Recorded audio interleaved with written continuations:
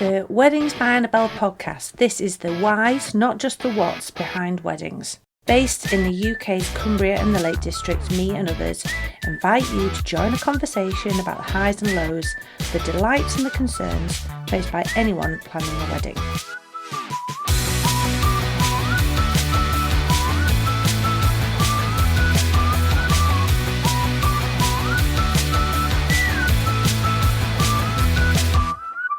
Hi, and welcome to the Weddings by Annabel podcast. And today it's just me in the office by myself. Not feeling so lonely, to be honest, because I'm in the middle of the wedding season. So I see a lot of people for most days. It's nuts.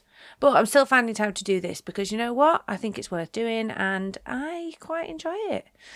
Today we are talking about timings. I find that a lot of clients really struggle with this whole concept. It's one thing kind of being led by suppliers, as in they say, I need this much time, I normally arrive at this time, do my thing at this time. It's the next thing then to put everybody's needs into a structure. So this is your time plan for not just the day, but often the weekend, or it could be 4 or 5 days that you're actually organising.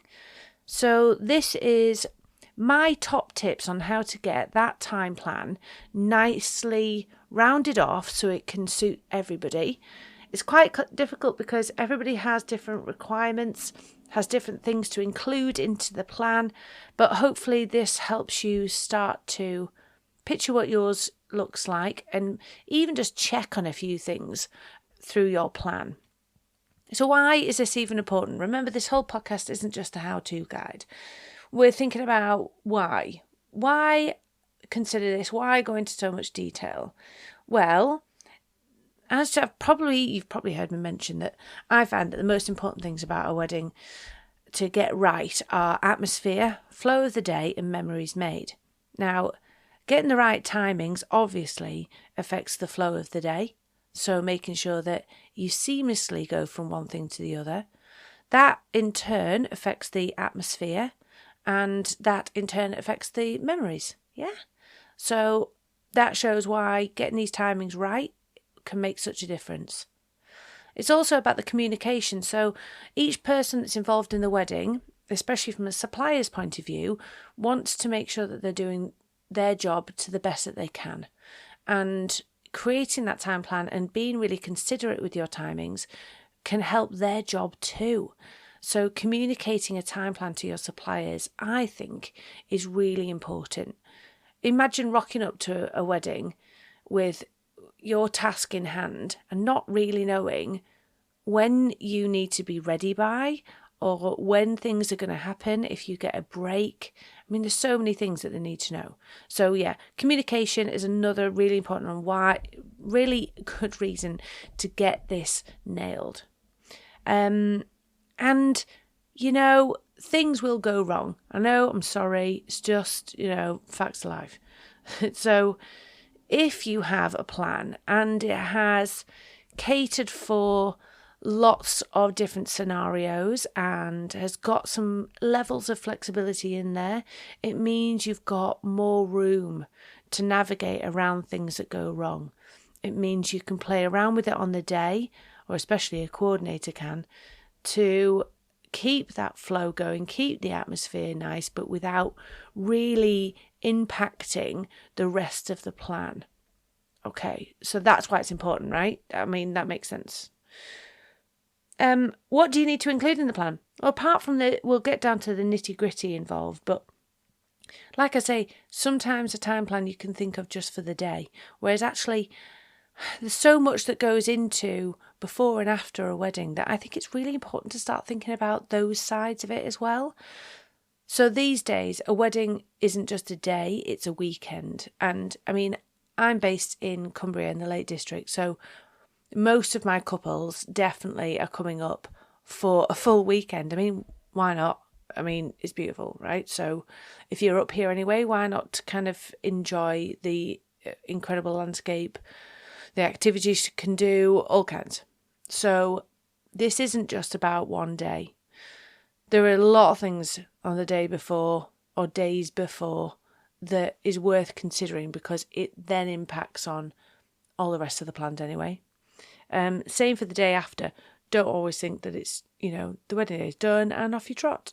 No. There are a few things that you will be asked about, just to make sure that things are rounded off nicely and you're not being chased up by anything on the day after. Okay, so now we know why this is important and we know what we're going to include, right? So let's think about the first stage, before. So when you're at home and you're thinking through what is coming up, I like to categorise it into two sections. So there is the things that you need to pack and then the jobs that you need to do. So your packing list, obviously, is all your personal stuff. Don't forget your toothbrush, all that kind of stuff. So that's your personal stuff. Then there is also your wedding packing. So this can include the bits and pieces that you are taking for decoration, as gifts for people, your outfits, the right underwear, the right shoes, your just in cases. If you're not really feeling the vibe for those shoes, or your feet start to hurt, is there another one? If the underwear, actually, if I'm feeling a bit bloaty, shall I just wear this other one? So all your just in cases. Layers. I mean, I might be preaching to the converted if you're live in the north of England, but we know all about layers. I mean, at the minute, it's absolutely glorious outside. I won't lie, but this does not always happen. So, yeah, get ready. So wedding and personal and honeymoon. Think about the fact that how big a gap do you have between the wedding and your honeymoon? If you've got like more than probably 3 days, I don't think this is a problem. If you're going on honeymoon 1 or 2 days after the wedding, get that stuff ready, get packed, because when you do come back home, you're going to be so tired, I promise you. So start the preparation for anything else that you need to pack. The next thing is jobs. So this again, if you break it down, it's home. Have you done all the washing? Have you prepped everything that you need to prep? Have you, I don't know, got somebody to look after the cat, dog, hamster, gerbil, whatever? Those jobs at home, you're going to be away for a few days and you do not want something worrying you in the back of your mind. We are all about stress-free weddings. So what is there that you think will be rattling around? Let's eliminate that from the get-go. So that's home jobs, tick. Next is work jobs. There's nothing worse than forgetting to put your out of office on, or forgetting that you haven't told, Fred in the office that so-and-so's going to be coming in on your day off and it needs to be sorted. Make sure you've gone through those job lists, and if you haven't got time to complete them all, don't worry, just share. Yeah? Make the lists and share where you can. That's okay. We're not martyrs to this. We want to come away from this feeling light and breezy, right? So don't worry. Easier said than done. I know. But create the list. If you can't get them all done, share them out. Okay, so that's some really kind of intense lists and getting stuff done. No matter how far away the wedding is, start doing this anyway. You can download a spreadsheet on my website for a measly tiny £2.50, and it has a whole tab for just putting those questions down, emptying your brain a bit. Another little thing to think about when you're going through this kind of, especially the packing stuff, is, it sounds really geeky, but label everything. I love it when I see couples who all the bits and pieces that are going on top table are in one box. then table 2 and another box, table 3, and etc., etc. Or it might be that all the favours are in one box, label it up. It means that when you are going through the prep on what I call FAF day, day before, it's so easy for other people to pick up some jobs and get that done for you. So give it a go, So you've packed everything, you've labelled everything, you've got everything ready. You then need to think, and again, this might sound so wedding geeky, I don't know, but when you're packing everything into a car, the hired van, whatever, think about the order that you're packing those things in. If you are going to be unpacking all the wedding stuff straight into the venue first, that needs to go in the car last. You see? You get the gist? You get where I'm coming from? Okay. So when it comes to the actual plan for on the day, right? So you've got to the venue. You have unpacked everything. You have delegated out jobs to everybody because you've made those lists and you are pre-prepared. You know what time you get to enter the venue and you've set a time for when you're going to finish, because obviously you want to go do something nice the night before. And if you don't finish at a decent time, you're not going to get ready. You're not going to chill out before then going into hosting mode and relaxing. So plan the day before, strategize who's doing what bits. You don't need too much help, remember. There is definitely a case for too many cooks in this situation. And if people are just floating around and having a lovely time, those who are working and who are actually grafting for you will start to get really annoyed. So do consider who's going to do what tasks need to be done, start delegating it out, get it done as sharply and swiftly as you can, unless you are a proper faffer. Some people really relish this bit. They're getting excited about laying things out properly, how they're going to fold their napkins. Each table has its own theme. I mean, you name it, I've seen it.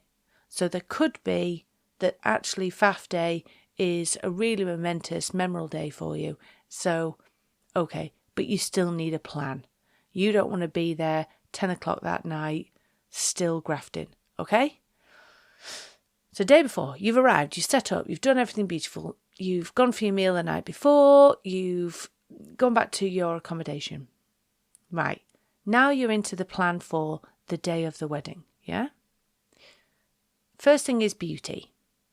So if you've booked in hair and makeup, you need to consider, and this is, we're talking to your makeup artist or your hairstylist, you need to say how many people are getting hair and makeup done and what the access is to the place, how much space you've got, and therefore they will tell you how much time they need. Okay? You don't need to try and work this out.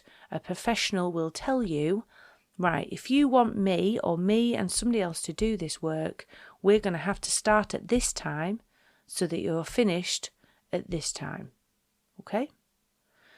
That finish time, I would advise to be realistically, it's going to be about probably 45 minutes before the ceremony, depending on your travel. You need to allow for the travel time and then at least 15 minutes. I mean, I'd love half an hour before you need to set off. Bride is never started first or finished last, because everybody else can be fitted in around, and bride should get last touch-ups before leaving. Okay? Again, each of these things, I'm going to try not to go into too much detail because we'd be here all day. But when it comes to timings, these are the things to be considerate about. Hair and makeup, fitting in breakfast, when's that going to happen, who and where, and how easy can you make that? The next thing to happen should be the arrivals of certain suppliers. So this would be, for instance, if I'm on the site, if my team's on the site, we arrive, we try to get there before, say, the photographer, the caterer, any key people so that we can make sure the site is all set, that FAF Day is still looking as successful as it did, and we can greet everybody then. So if there's anything that has to be shared, like please make sure you park here, or this is where you can dump your stuff, this is where the toilets are, all that kind of stuff, we'll get that done first in the morning. So in your time plan, this is where, when you chat to each of your suppliers, this is where it gets important to say, what time are you arriving? And what do you need to do first? So in that plan, everything's clear and they can hit the ground running. Yeah? Now, depending on when your ceremony is, say, for example, I would say an ideal ceremony time is between 1 and 2. I mainly say this because it's around stomachs. Happy people are people who are getting fed when they are actually hungry, and we're not leaving them to get hangry, right? So trying to get people geared up for having their own lunch or a late brunch, so that when they come to the ceremony, they're not starving because they haven't had anything to eat yet. That's an ideal situation, I believe. So maybe between 1 and 3 would still work. Just being conscious of reminding your guests that they're going to need to eat before that. Be good adults and sort yourselves out. So once the ceremony's in place, the rest of the morning kind of has to filter beyond before that. So that's when you can set down when your hair and makeup's going to be finished, and then what time you need to get everybody in the right outfits. So groom can be ready, and at the ceremony site, I like them to be there an hour before the ceremony. This means that when people are arriving early, which could be because of their transport logistics, or some people just love to be to a wedding early. I've never seen anything like it in any other type of event, but people get there early, okay? So have that background music on, have the lights on, have the groom ready with his men round him, keeping him kind of positive and chilled. But yeah, an hour before is great. Okay, and so that kind of helps you then work out when he should have, he or she, when the other partner should have suits on. And be ready to get to the ceremony space. So somebody is there to greet the first guests.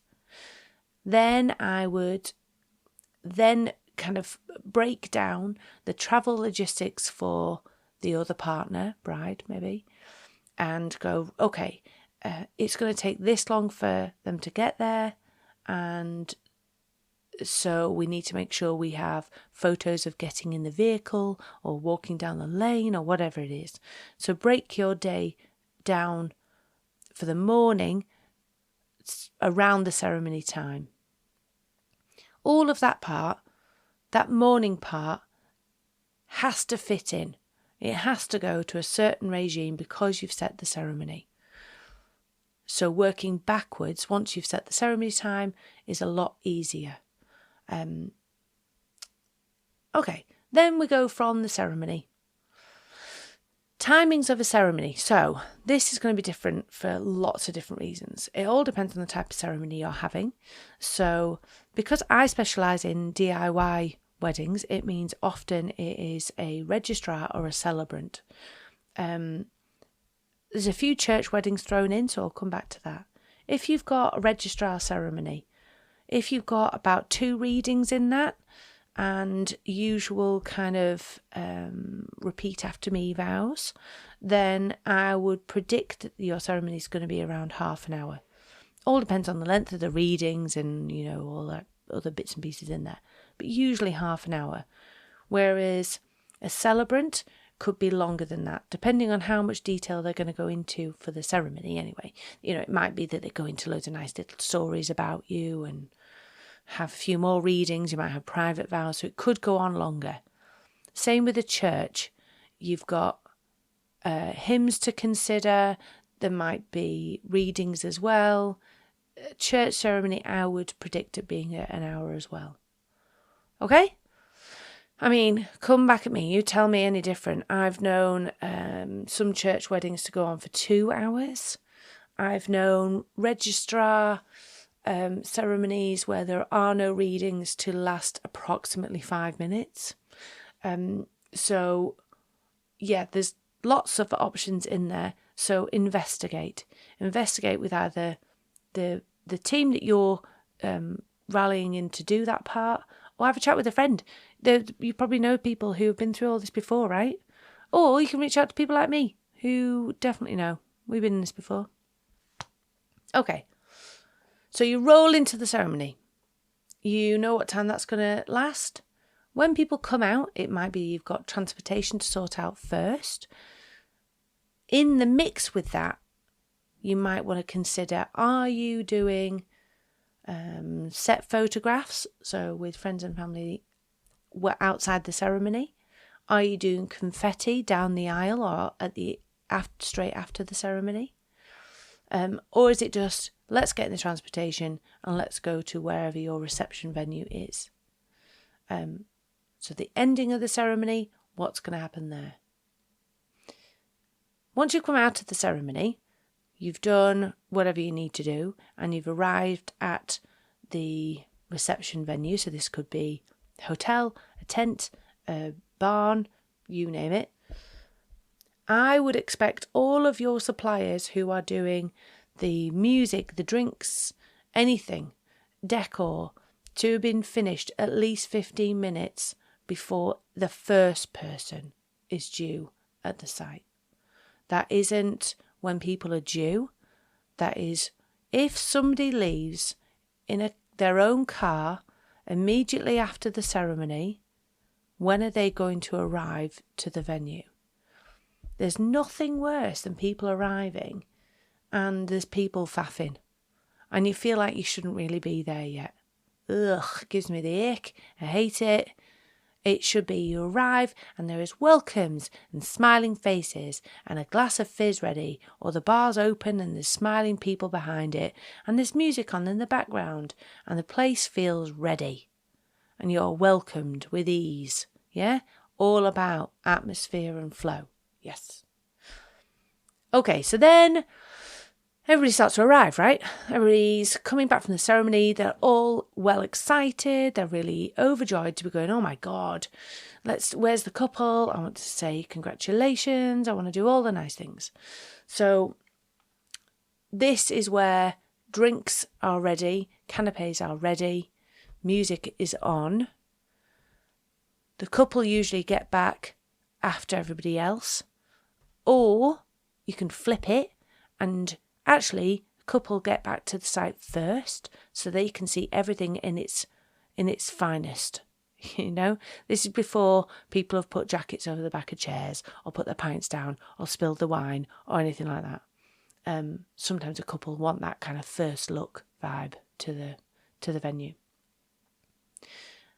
Once you've got everybody in, then you need to consider if you want to do a group photo. I find a group photo works really well right at the beginning. So when you've got everybody, they might have had a drink, but before the canapes come out, so you've got busy hands, grab everybody. It's a great time to do then, right, while you're all here for the photo, you could then do confetti. That nicely flows together. And then the canapes come out. I find this works better, but you know, like I keep saying, there is no wrong way to wedding, okay? This is just advice. Okay. In this time, when it's kind of the welcome drinks and this kind of nice reception vibe, this might be when other things are being set up. So giving a deadline to the other suppliers and vendors that are doing things like setting tables, putting drinks out, if there's other music systems being set up, this could be the time where in the background these things are being done. Then it comes to the time where guests get seated. So this is basically all those lovely guests all mingling, having a lovely time. It's rallying the troops, right? Now this can be like flipping herding cats, as you can imagine. So this is when I wish I had a cattle prod and not just a clipboard. I would say, depending on the weather, sometimes it can be really, really easy. Because if the weather's wet, they're like, nah, this is fine. I'm coming in, no problem. If it's glorious sunshine wherever they are, it's really difficult to get them in. So 15 minutes to seat approximately 100 people could be fine for wet weather. 20 to 25, even half an hour if it's sunny weather. Give that time, because the next things that happen are time conscious most of the time. So we're talking head chefs, and yeah, you know who I mean. Most of them are absolutely glorious and quite chilled, but there are the odd ones that actually you don't want to get on the wrong side of them. And you know who I'm talking about.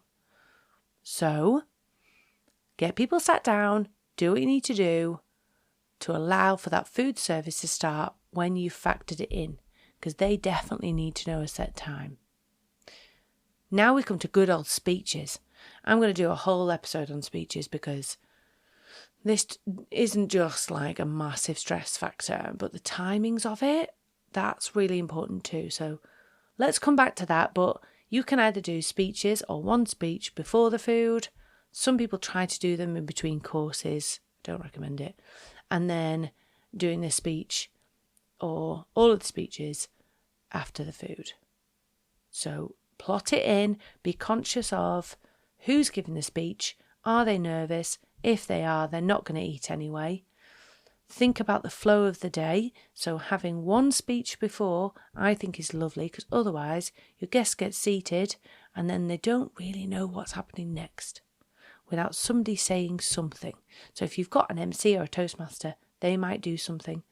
But just saying a welcome and now let's eat, something is nice. Then you're going into food. How much time do you allow for food? Well, I suggest that if you've got a sit-down 3-course meal, I would allow for a 2-hour window to get that done for approximately 100 guests. Depends on how big the team is. Again, this is one of those things that speak to your suppliers. Your caterer is going to know whether this is going to, that the timings that you put down are going to work or not. Remember, it's not just about serving it down and people eating. You then need to clear away after each course too. You can make this time less if you know that your guests don't want to be sat down for 2 hours with the same people. Teas and coffees, for example, could be served on the side. You could do canapé starters instead of a 3-courser. You could do a dessert buffet instead of a plated dessert. Again, all the catering side, I'm going to do a whole episode on, because my God, that's just huge. But yeah, approximately 2 hours for a 3-course meal. Once you've come out of the food part, it might be that then you need to set a time for your evening guests to arrive. I would suggest either an hour or an hour and a half after the end of food, or the end of speeches if you're having them after. This is where your wiggle room is. This is where the flex comes. So any overlaps that you've had in the day, anything that might cause a disturbance in your time planning, this is where you can catch this up. So allow this window. In this window might be where your band sets up, your DJ sets up. It might be that the room needs to be changed round. It might mean that you are actually going out for photos then. It might mean that you have just got a window to go and drink some cocktails. Like, this is a nice chance. Everybody's stuffed. Everybody wants to stretch their legs or go and rest or do something different. Yeah, you've all been sat together in one space for quite a while. Give them time. Let them move around a bit. Then you're getting into, okay, let's do first dance. It might be that you cut the cake on the way to the first dance, so you're not having to get people up and down all the time. Again, I'm going to talk about cake in a whole different episode. But yeah, first dance. This has to be after the evening guests have all arrived, and it's kicking off the evening, right? So again, talk to your DJ, talk to your band about their set times. I like to allow an hour for the first set because it's your first punch on the dance floor. It's great. Everybody's gearing up for it. If you're doing evening food, try to time this in the gap between the band, or at least 4 hours after you've finished eating. I think that means that you've got enough time to do what you need to do. It's enough time for that evening food to be worthwhile.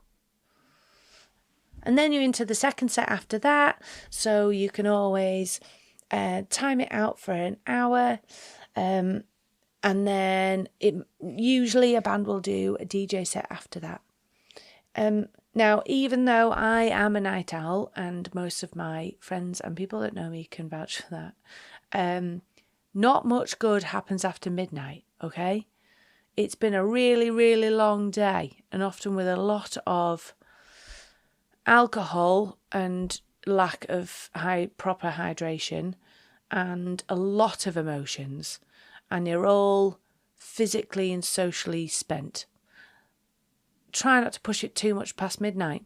That would be my advice, and I sound so old saying that. But that's from experience, personally and professionally. Right, that's the day. Boom, bang, done. Great, right? Now don't forget the aftermath. Yes, you're going to be tired. Yes, there's a lot to process. But you need to factor in, before all of that has happened, who's going to tidy up? Who is getting all of the bits and pieces? Who's making you a little keepsake of your bride and groom place cards and collecting up all the table names? Who's making sure the cake's wrapped up? Who's getting all the gifts and storing them safely? All of this past, midnight stuff, let's allocate that out beforehand. When do your suppliers come to collect things? What are the requirements from the venue?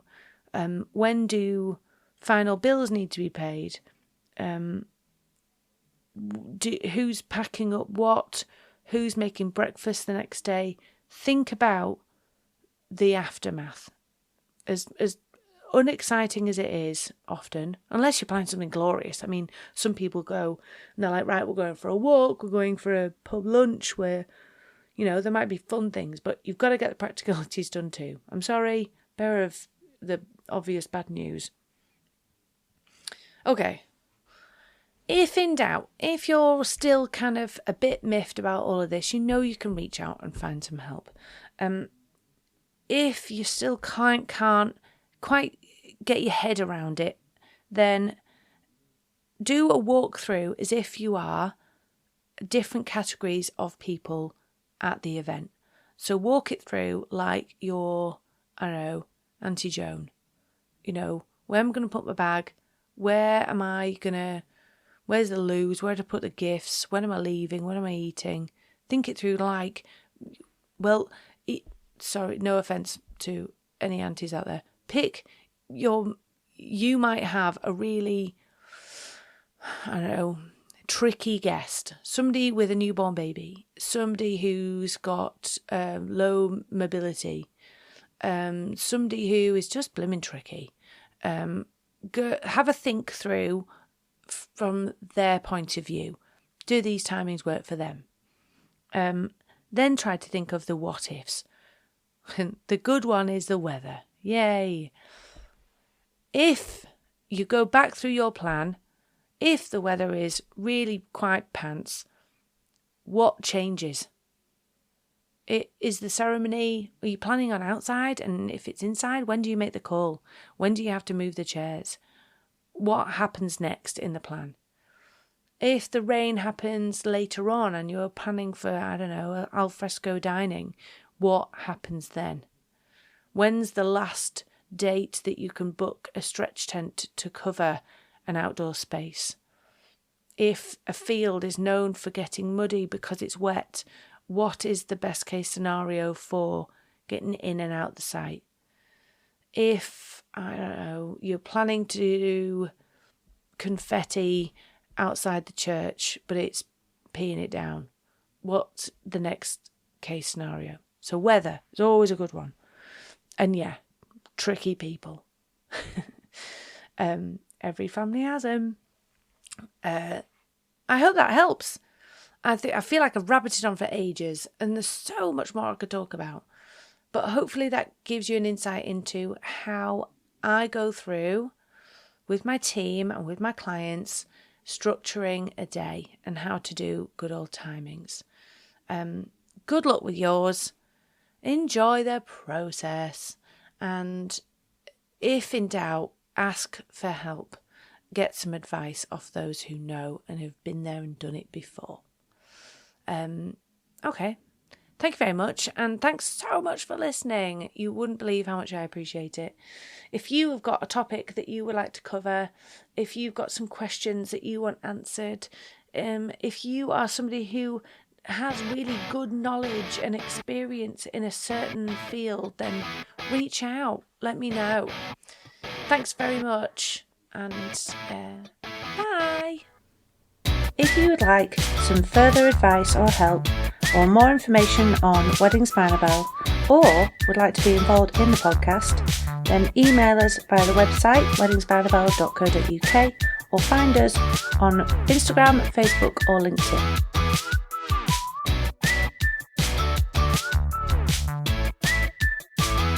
Okay, bye.